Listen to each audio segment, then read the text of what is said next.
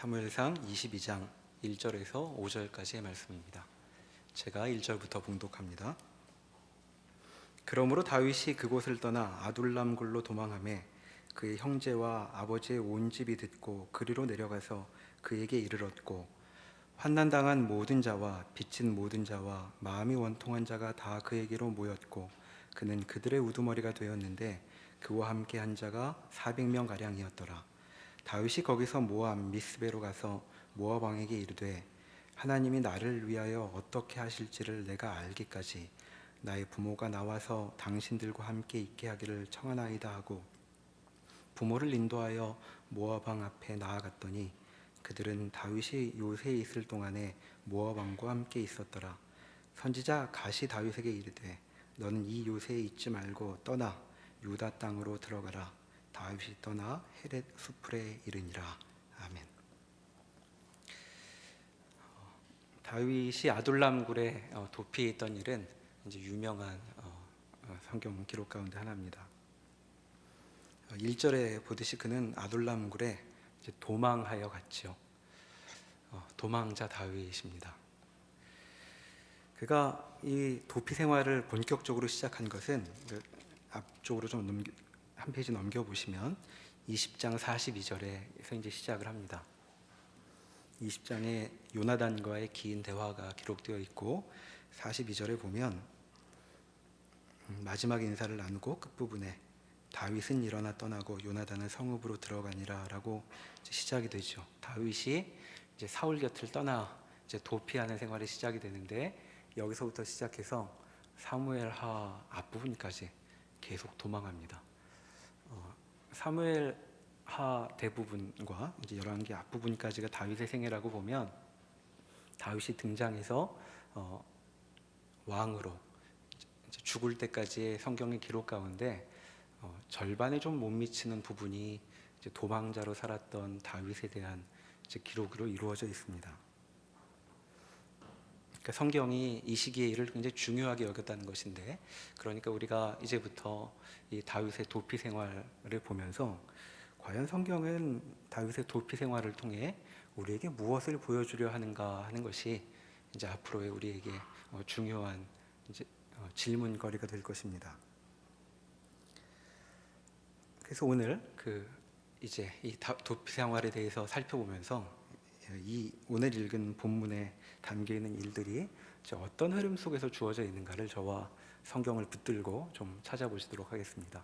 그러니까 저하고 이제 성경을 여러 군데 찾아서 함께 가실 터인데 중간에 놓치지 마시고 좀 잘 같이 따라가 보면 좋겠습니다.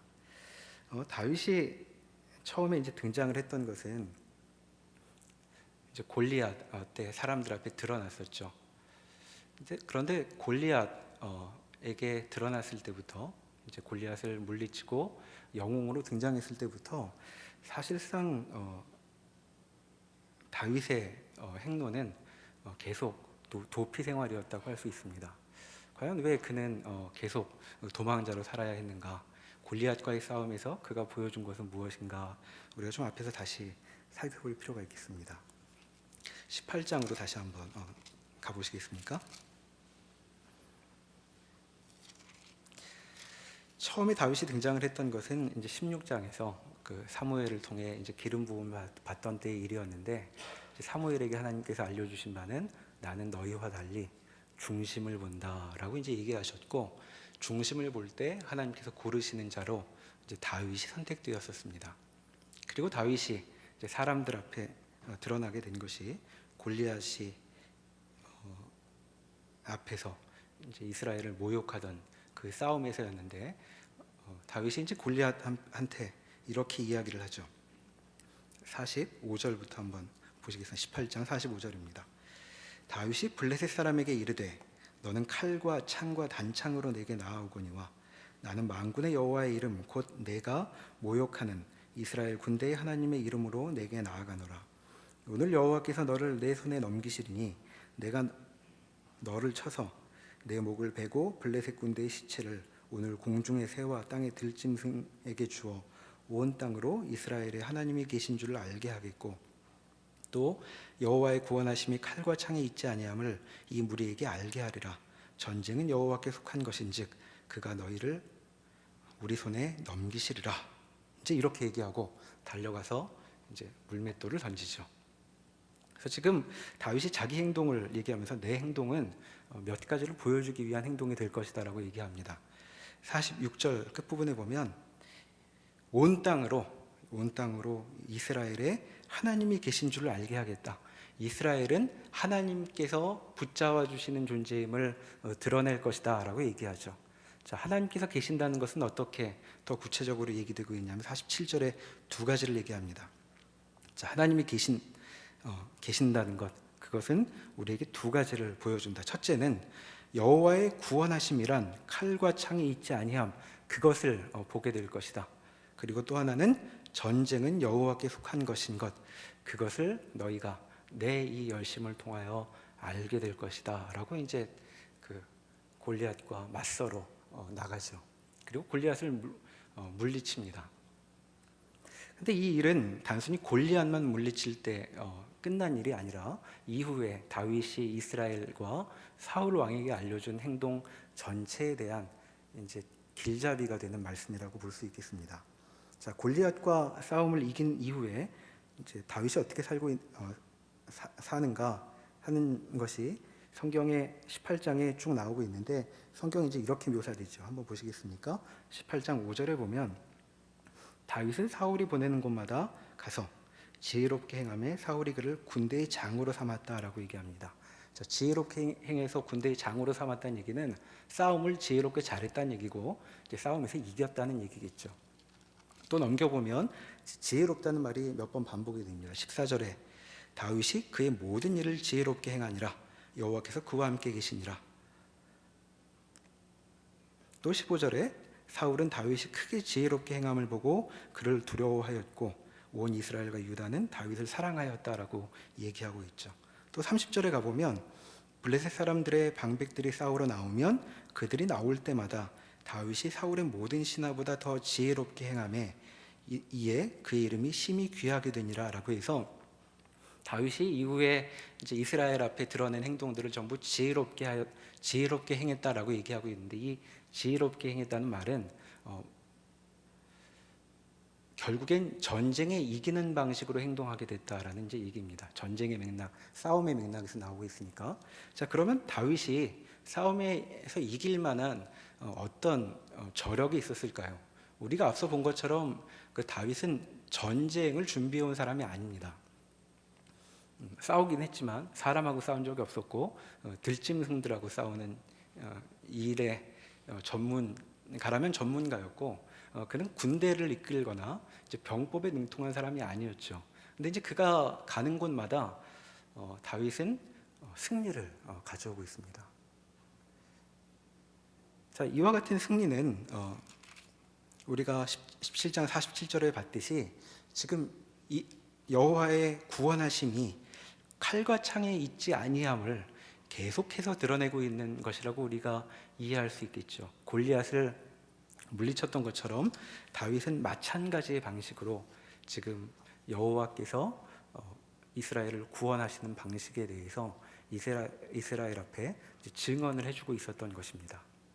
그리고 사람들은 그 모양을 보고 굉장히 다윗에 대해서 감동을 하죠. 우리가 지난 시간에 봤던 것처럼 다윗의 이러한 행동에 대해서 요나단은 즉각적으로 행동을 하죠. 18장 4절에서 자기가 입었던 겉옷과 군복과 칼과 활과 띠를 다 건네줬다는 얘기를 하죠. 이스라엘에게 칼이 별로 없었던 것을 기억해 보면 지금 요나단이 건네주고 있는 칼은 내가 왕과 같은 일을 하고 있다라는, 하나님을 대신해 하나님의 백성들을 올바른 길로 인도하고 있다라는 것에 대한 인정일 것입니다. 그리고 5절에 보면, 방금 읽었던 5절에도 보면 신하들도 다윗을 보고 인정하게 되었고, 그리고 16절에 보면 온 이스라엘과 유다도 다윗을 이제 사랑하기에 이르죠. 그리고 사울의 딸 미갈도 다윗을 사랑하고 아끼게 되는 행동을 이제 보여줍니다. 그래서 지금 다윗의 이런 행동들은 하나님께서 이 땅을 통치하신다는 것이 어떠한 것인지를 사람들에게 보여주고 사람들이 그 하나님의 돌보심과 다스리심에 이제 감복하게 되는 이제 그런 내용을 여기 담고 있죠. 근데 오로지 이와 같은 반응과 다른 반응을 보인 한 사람이 남아 있습니다. 그것이 바로 사울이죠. 사울은 다윗의 이 지혜로운 행동, 성공을 보면서 사람들처럼 환호하지 못합니다. 18장 8절에 보시면 다윗이 전투에서 승리하고 돌아오고 사람들의 환호에 대해서 이렇게 얘기하죠. 18장 8절 사울이 그 말에 불쾌하여 심히 노하여 이르되 다윗에게는 만만을 돌리고 내게는 천천만 돌리니 그가 더 얻을 것이 나라 말고 무엇이냐 하고 그날 이후로 사울이 다윗을 주목하였더라 라고 얘기합니다. 그뿐 아니라 그렇게 불쾌하고 노할 뿐만 아니라 12절에 보면 여호와께서 사울을 떠나 다윗과 함께 계심으로 사울이 그를 두려워한지라 라고 되어 있죠. 그래서 유독 사울만 지금 다윗의 행동을 보면서 마음이 불편해하고 있습니다. 그가 다윗을 보고 마음에 그 시기심이 생기는 것 같고 시기심 정도에 그치는 것이 아니라 다윗을 보고 두려워합니다. 그래서 결국 사울은 다윗을 죽여야 되겠다고 생각을 했죠. 그래서 지금 사울은 다윗의 이 행동에 대해서 여기 지금 우리가 12절에서 본 것처럼 하나님으로부터 떠난 자, 하나님으로부터 유리된 자 같은 식의 반응을 보이는 것을 봅니다. 그래서 18장, 19장을 쭉 보면 사울이 다윗을 5번에 걸쳐 죽이려고 하는 사건이 나오죠. 5차 시도를 합니다. 한번 보시겠습니까? 첫 번째 시도는 그 8장 11절에 나오죠. 그가 스스로 이르기를 내가 다윗을 벽에 박으리라 하고 창을 던졌는데 이제 2번 피합니다. 2번 던졌는데 2번 다 못 맞추고 다윗이 살아나죠. 그랬더니 조금 왕답지 않았던 너무 노골적인 행동으로 보였는지 이제 21절에 보면 조금 작전을 바꿉니다. 21절에 스스로 이르되 이제 사울 얘기죠.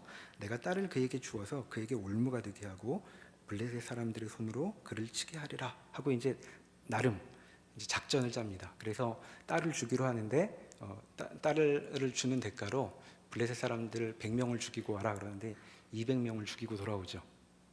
그런 바람에 또 2차 시도도 실패를 합니다.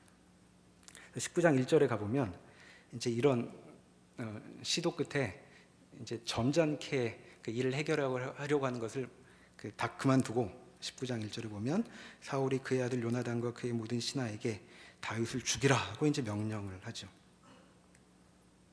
그래서 이제 대놓고 이제 다윗 잡기 작전을 시작을 합니다. 그 3차 시도가 19장 10절에 나오죠.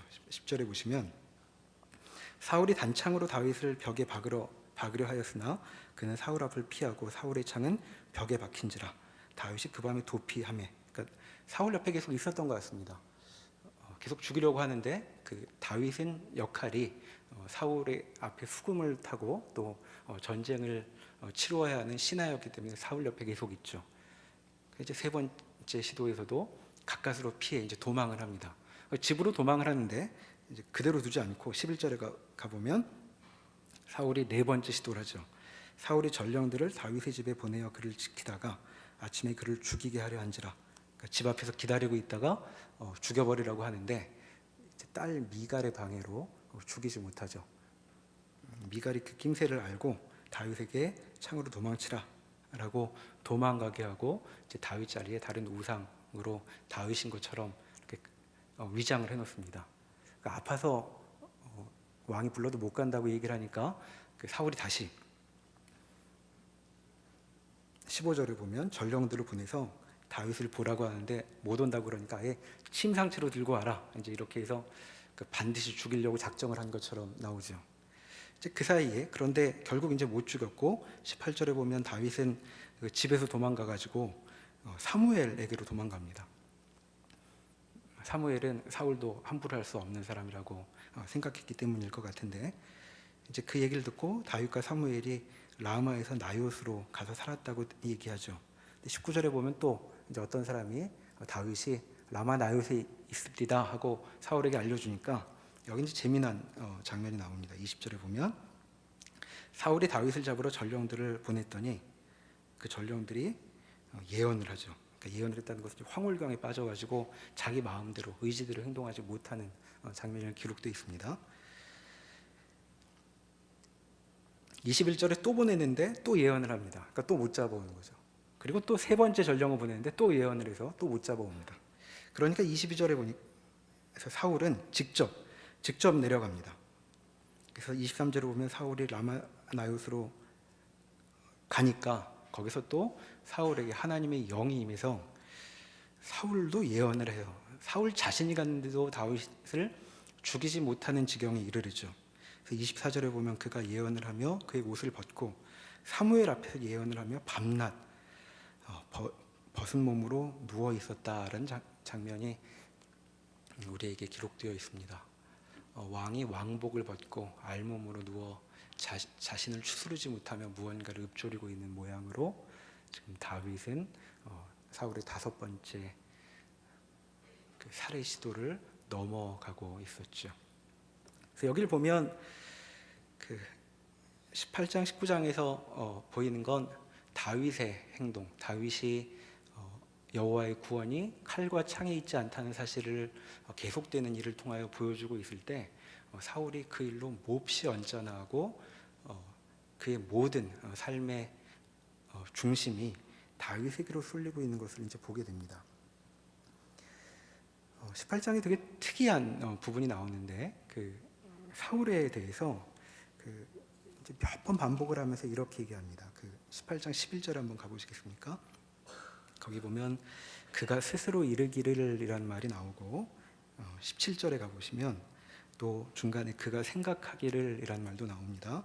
또 21절에 스스로 이르되 라는 말이 나오고 그리고 25절에 보면 끝부분에 사울의 생각에 라는 말이 나옵니다. 그러니까 성경에 나오는 인물의 생각을 말해주는 적은 잘 없는데 여기 지금 사울의 마음에 대해서 반복해서 얘기해주고 있죠. 그러니까 이 얘기는 뭐냐 하면 사울의 생각을 말할 만큼 사울의 마음이 간단했다는 것입니다. 그러니까 사울은 하는 행동을 보면 그 마음속에 오로지 다윗 생각뿐인 것이죠. 그러니까 다윗밖에 없습니다. 다윗 때문에 삶 전체가 불행하고 마음이 편할 날이 없습니다.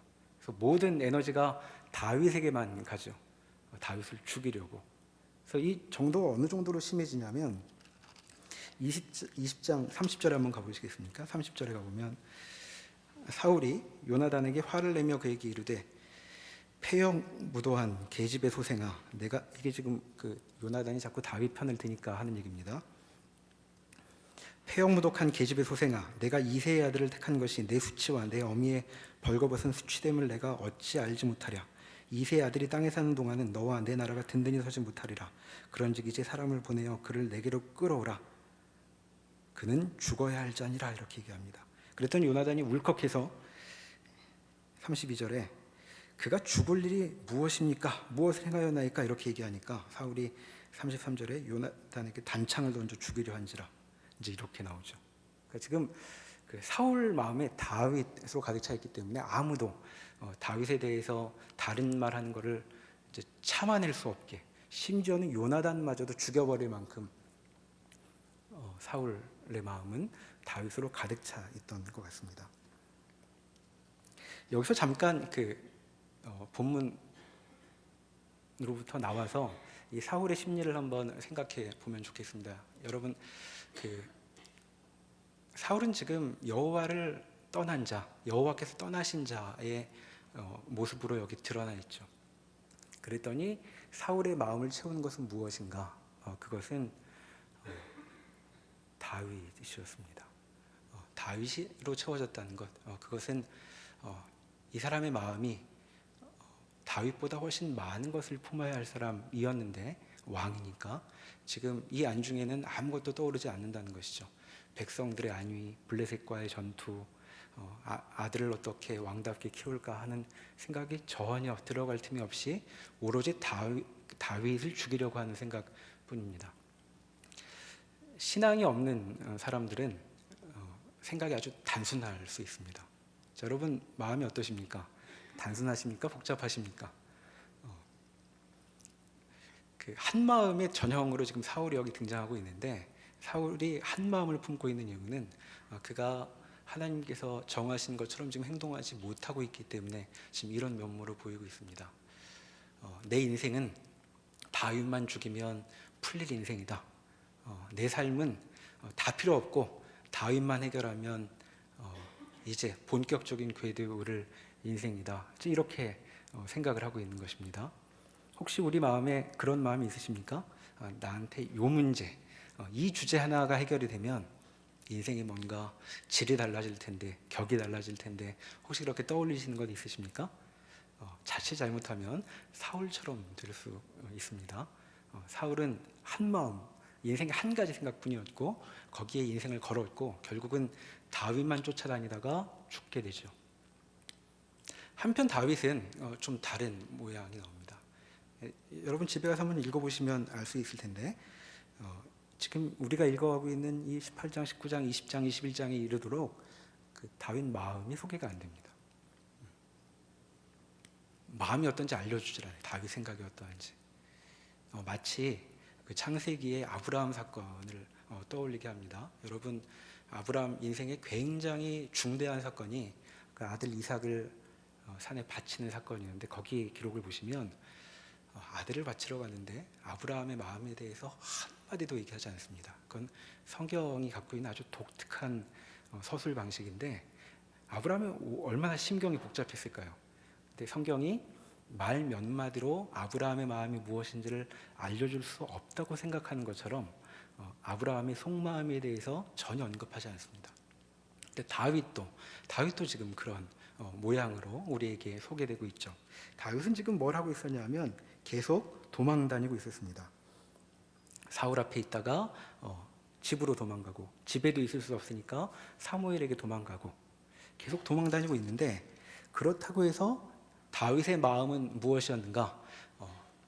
사울의 위협으로부터 살아나는 것, 도피해서 생존하는 것, 그것만이 그의 마음을 채우고 있지 않은, 훨씬 어떤 복잡하다는 것이 이제 나쁜 의미가 아니라 우리가 생각하지 못하는 측면들을 그 마음에 담고 있었던 실마리들이 여기 좀 보이죠. 20장으로 한번 가보시면 20장에 이렇게 얘기합니다. 다윗이 이제 도망가 있다가 요나단을 라마나임에서 도망하여 요나단에게 이르죠. 요나단한테 이렇게 묻습니다. 내가 무엇을 하였으며 내 죄악이 무엇이며 내 아버지 앞에서 내 죄가 무엇이기에 그가 내 생명을 찾느냐, 이렇게 얘기하니까 요나단이 너무 걱정하지 말아라. 아버지는 나한테 알려주지 않고는 하나도 행동하시는 게 없으니까 내가 그 낌새가 어떤지 잘 책임지고 너에게 알려주겠다라고 얘기하는데, 요나단을 지금 다윗이 만나고 있는 것은 단순히 그 속상한 얘기를 털어놓으려고 만나는 것이 아니라 용건이 있어서죠. 자, 다윗이 요나단에게 부탁을 하는데, 그 부탁의 내용이 5절부터 이렇게 나옵니다. 다윗이 요나단에게 이르되 내일은 초하루인즉 내가 마땅히 왕을 모시고 앉아 식사를 하여야 할 것이나 나를 보내어 셋째 날 저녁까지 들에 숨게 하고 내 아버지께 만일 나에 대하여 자세히 묻거든 그때 너는 말하기를 다윗이 자기 성 베들레헴으로 급히 가기를 내게 허락하라 간청하였사오니 이는 온 가족을 위하여 거기서 매년제를 드릴 때가 되민이이다 하라. 자, 이렇게 자리 비운 이유를 얘기하고 만일 자리 비워도 좋다라고 7절에 얘기하면 내 종, 그러니까 자신이 평안하려니와 그가 만일 노하면 나를 해하려고 결심한 줄을 알지니 그런즉 바라건대 내 종에게 인자하게 행하여 나로 도망하게 하라라는 얘기를 합니다. 자, 지금 이 사건에 이르기에 앞서서 다윗은 지금 5번에 걸쳐 사울로부터 죽을 위협을 넘겼습니다. 5번이 아니고 창도 여러 번 던졌고 전령도 여러 번 보냈으니까 10번이 넘게 지금 죽이려고 하는 계획을 당하고 있는데, 뭐가 또 확실치 않아서 요나단에게 이 질문을 하는지 모르겠습니다. 요나단 앞에 와서 내가 사울 왕의 신하이고 맡겨진 일이 있는데 내가 그냥 도망 다닐 수는 없다라고 얘기하고 있는 것 같죠. 그러니까 다시 한번 확인해 주게, 내가 정말 사울 왕 앞에 서 있을 수 없고 도망하여야 할 자인지 물어봐 달라라고 얘기를 합니다. 그러니까 이걸 보면 다윗은 사울이 다윗 죽이는 것만이 인생의 목표였던 것에 비해서 다윗은 사울로부터 잘 도망하는 것만이 인생의 목표는 아니었던 것처럼 보이죠. 그는 이 점을 확인하고 나서야 비로소 20장 42절에서 이제 일어나 떠나는 것입니다.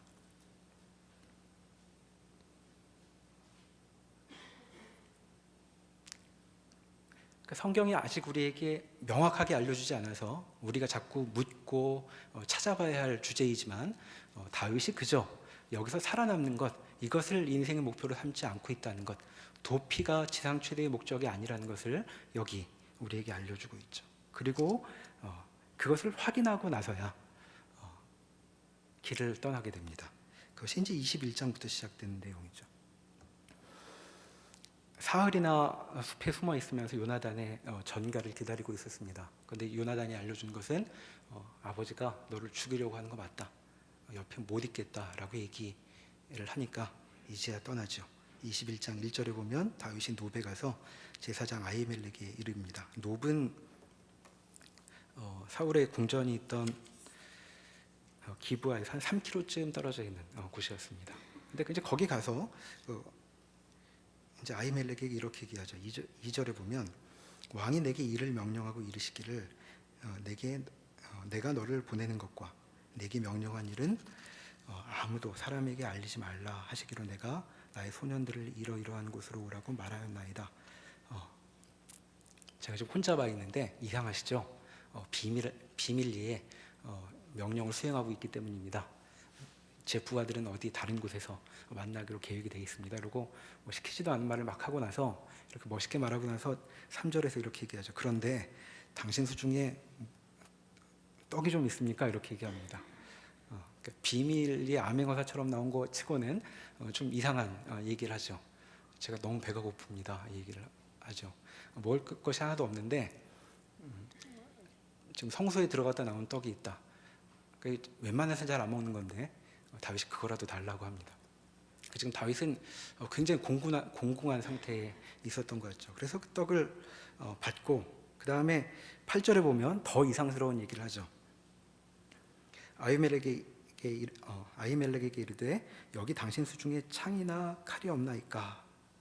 왕의 일이 급함으로 내가 내 칼과 무기를 가지고 오지 못하였나이다. 이렇게 얘기합니다. 칼도 제가 바빠서 못 갖고 왔는데 칼이라도 좀 있습니까? 이 얘기를 합니다. 그랬더니 여기가 좀 칼이 있는 곳이 아니니까 칼은 거의 없고 옛날에 당신이 골리앗을 죽이고 가져온 골리앗의 칼이 여기 하나 있습니다. 그랬더니 그 얘기를 듣고 9절에 뒷부분 다윗이 이렇게 얘기하죠.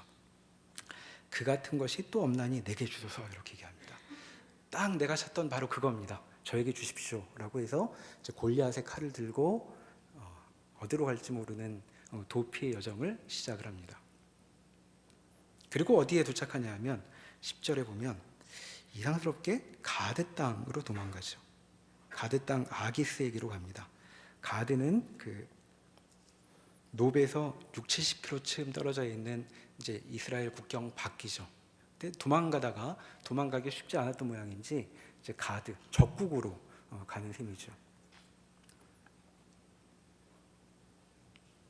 그랬더니 그 다윗을 알아봅니다. 11절에 아기스의 신하들이 아기스에게 말하되 이는 그 땅의 왕 다윗이 아니니까. 여기서 벌써 장군이라고 얘기하지도 않고 그 땅의 왕이 왔다라고 얘기하고 다윗에 대해 소개를 하죠. 그 얘기를 듣고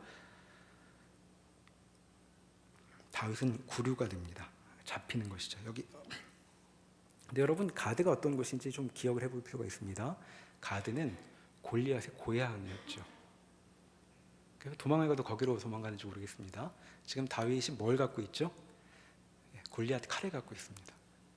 마음이 넓은 사람도 다윗이 그냥 와도 기분이 나쁜데 골리앗 칼을 들고 골리앗 고향에 가니까 굉장히 울컥하지 않았을까 싶습니다. 다윗이 공교롭게도 바로 저한테 필요한 것이 그 칼입니다 하고 갖고 왔던 칼이 다윗에게 살아날 수 있는 여지를 열어준 게 아니라 그나마 살 수 있는 여지마저도 닫아버린 것처럼 상황이 전개되죠. 그래서 다윗이 지금 어떻게 하냐 하면 13절에 이렇게 얘기합니다. 그들 앞에서 그의 행동을 변하여 미친 체하고, 이제 미친 체하고라는 말 앞에 어떤 구절이 원래 들어가 있냐면 그들에게 잡혀 있는 동안에 미친 체하고 대문짝에 끄적거리고 침을 수염에 흘림에 아기스가 이렇게 얘기하죠. 봐라, 미치광이 아니냐. 이 땅에 미치광이가 모자라서 미치광이를 더 붙잡고 있겠다는 것이냐고 신하들한테 호통을 치는 바람에 다윗이 이제 풀려납니다. 그리고 도착한 곳이 어디냐면 22절에 나와 있는 아둘람 굴이 되는 것이죠. 아둘람 굴이 이제 다시 그 가드 땅에서 한 20km 좀 안 되게 떨어져 있는 오히려 이제 기브아 쪽으로 가까이 나와 있는 곳인데, 여기 어떻게 도망왔더니 사태는 더 심각해져서 형제와 아버지의 온 집이 다 같이 피난해 왔고, 그리고 온갖 여러 사람들이 모여듭니다. 2절에 보면 환난당한 모든 자들, 빚진 모든 자들, 마음이 원통한 자들, 이런 부류들이 잔뜩 모여들었다는 것이죠. 400명이나 모여들어서 지금 아둘람굴에 무리를 이루게 됩니다. 자, 여기서 지금 다윗이 어떤 마음으로 이 일을 겪고 있는가 우리가 묻게 되는데, 지금 다윗의 상태를 알려주고 있는 참조 구절로 우리는 시편 34편을 가볼 수 있습니다. 시편 34편에 한번 가보시겠습니까? 구약성경 825면입니다.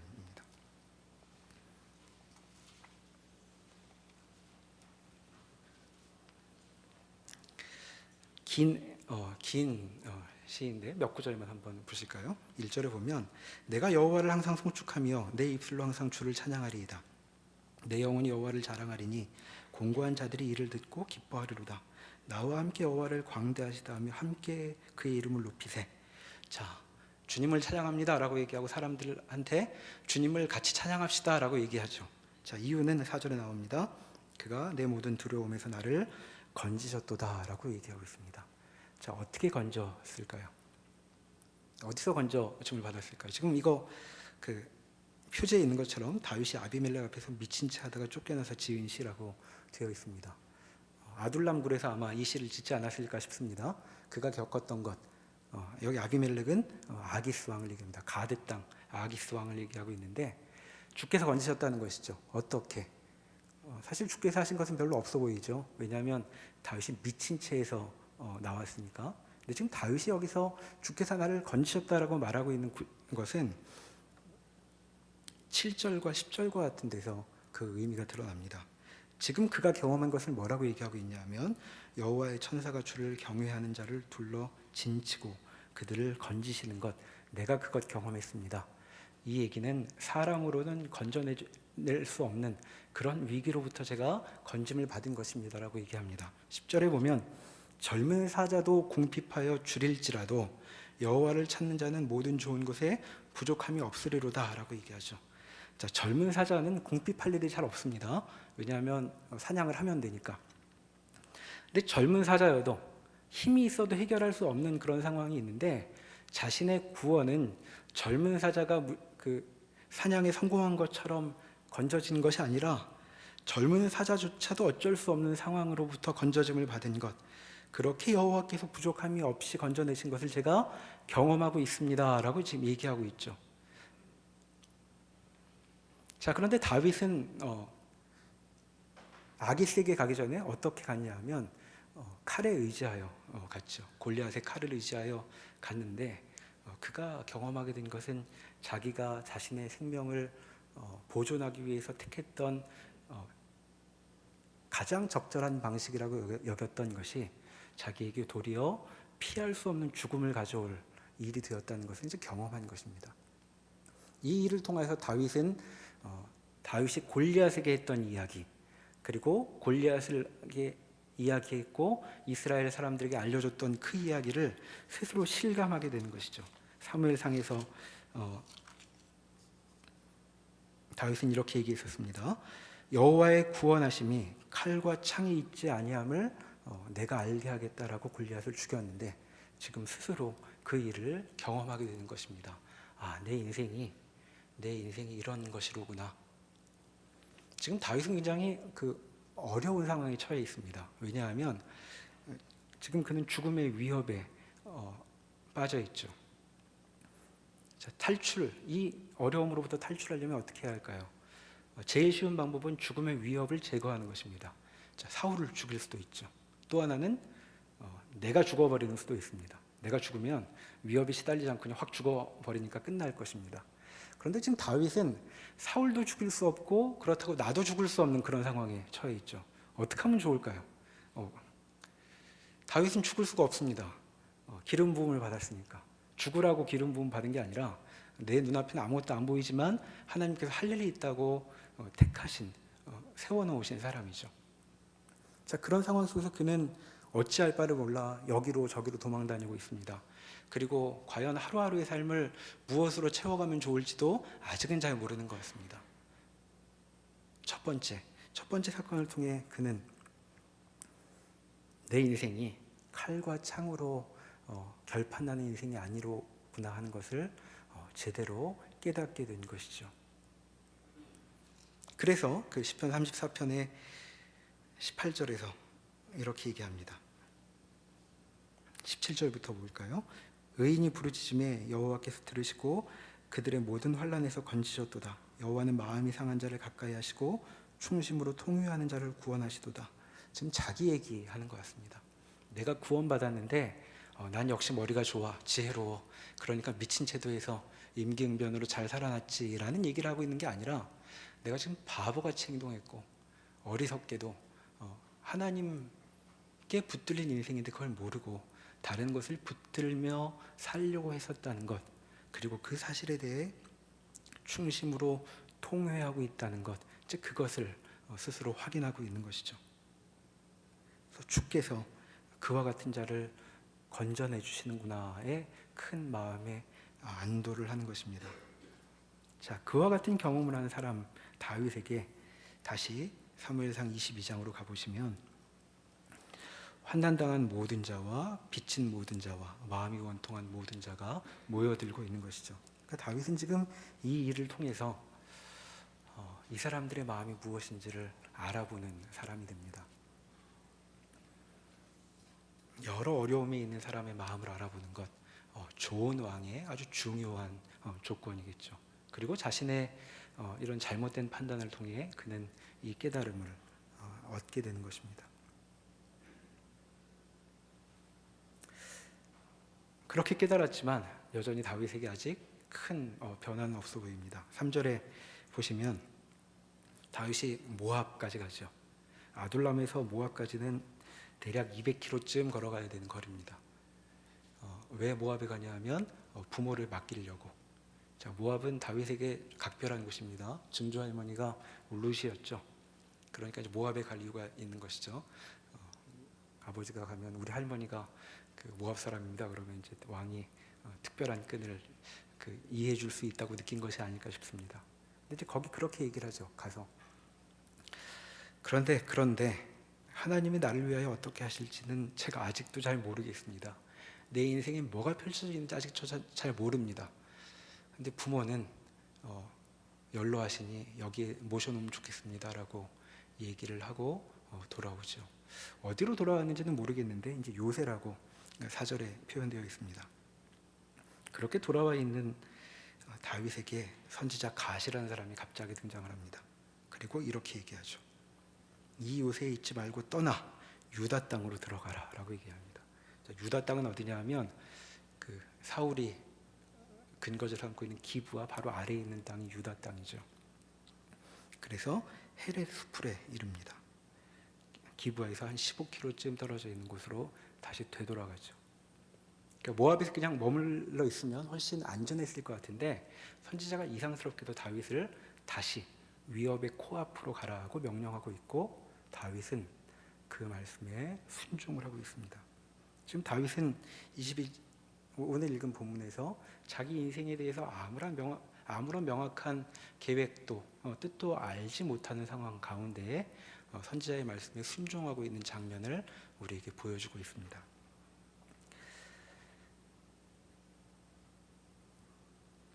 다윗은 그저 다윗 개인만의 삶으로 이런 모양으로 우리에게 보여주고 있는 것이 아니죠. 다윗은 왕으로 등극해야 할 사람이었습니다. 왕이란 하나님의 백성들을 대표해서 하나님의 뜻대로 행하는 것이 무엇인지 모범을 보여야 할 사람이었죠. 그러니까 다윗의 이 행적은 다윗 자신만을 위한 행적이 아니라 하나님을 따르는 백성들 모두가 어떤 식으로 살아야 하는가에 대한 행로로 우리에게 주어져 있는 것입니다. 다윗은 중심을 보신 하나님께 택하여 부름받은 사람이었죠. 근데 이제 그의 행동은 우리가 생각하는 것처럼 아직은 완벽한 것처럼 보이진 않습니다. 물론 사울과는 다른 점이 있지만 그는 여전히 여러 가지 점들을 더 배우고 깨달아 가야 하는 그런 과정을 지금 시작하고 있는 중입니다. 그리고 오늘의 사건에 이르기까지 몇 가지를 확인하게 된 것이죠. 자, 이 행로를 보며 우리가 우리의 삶을 한번 돌아보면 좋겠습니다. 우리는 다윗에 비추어 볼 때 우리 인생을 어떤 식으로 생각하고 있을까요? 여러분, 무언가 분명하게 쥐고 싶으십니까? 아무도 나를 못 건드릴 이렇게 문제의 싹을 제압해 버리고 싶으십니까? 혹 그런 마음이 우리의 선한 의도와는 달리 사울처럼 된다면 우리는 굉장히 위험한 길로 접어들게 됩니다. 우리가 마음에 꿈꾸고 있는 어떤 선한 것도 그것이 우리 마음을 온통 채우고 마는 것이라면 그것이 하나님이 아닌 이상 우리를 사울처럼 큰 곤경에 빠뜨리고 말 것입니다. 우리는 사울과 같지 않고 다윗처럼 살아야겠죠. 근데 다윗의 마음은 아직 우리에게 충분히 드러나 있지는 않습니다. 하지만 그 마음이 사울처럼 몇 가지 인생을 걸고 있는 것처럼 보이지 않죠. 그는 계속 죽을 위협을 당하고 있지만 이상스럽게도 사울 옆을 금방 떠나지 않습니다. 그리고 사울 아래에서 자신이 해야 할 몫을 찾고 지키려고 노력하고 있죠. 그것이 뜻대로 되지 않았을 때 이제 도피 생활을 시작하는데 그 도피 생활을 통해 그가 발견해야 할 것들은 여러 가지가 있었을 것입니다. 우리의 삶도 그렇게 주어져 있습니다. 우리 눈앞에 아직 아무것도 보이지 않을 때, 아무것도 명확해 보이지 않을 때, 그리고 여전히 세상은 나에게 위협으로 다가올 때, 세상이 나에게 5차 시도, 6차 시도를 하며 내 인생을 꼭 머피처럼 만드는 것처럼 느낄 때, 그때 우리가 다윗을 보며 다윗이 어떻게 이 길을 걸어갔는지를 자세히 돌아보면 좋겠습니다. 우리 마음은 무엇으로 채워가야 하는가? 그리고 이 일을 통해 다윗처럼 여호와의 구원이 칼과 창, 사람들이 중요하다고 하는 것, 내 실력, 혈통, 외모, 능력, 자질, 그것이 아니라 다른 곳으로부터 온다는 것. 그리고 그런 행로에 있는 우리에게 하나님은 한 번의 실수로 우리를 버리시는 것이 아니라 그 과정 전체를 인도하시며 우리를 어떤 자리까지 끌고 가신다는 것, 그것을 기억하며 우리의 삶을 다시 새로운 눈으로 돌아보게 되면 좋겠습니다. 그렇게 될 때 우리는 우리 인생이 다윗처럼 인생의 절반 이상이 마치 아무 희망이 없는 것처럼 보이는 시간을 설령 보낼지라도 우리는 하나님 앞에 나는 너의 중심을 안다라고 말할 수 있는 그런 사람으로 변화될 것입니다. 우리 모두 이 일에 물러서지 않고 함께 서로 격려하며 나아가면 좋겠습니다. 기도하겠습니다. 하나님,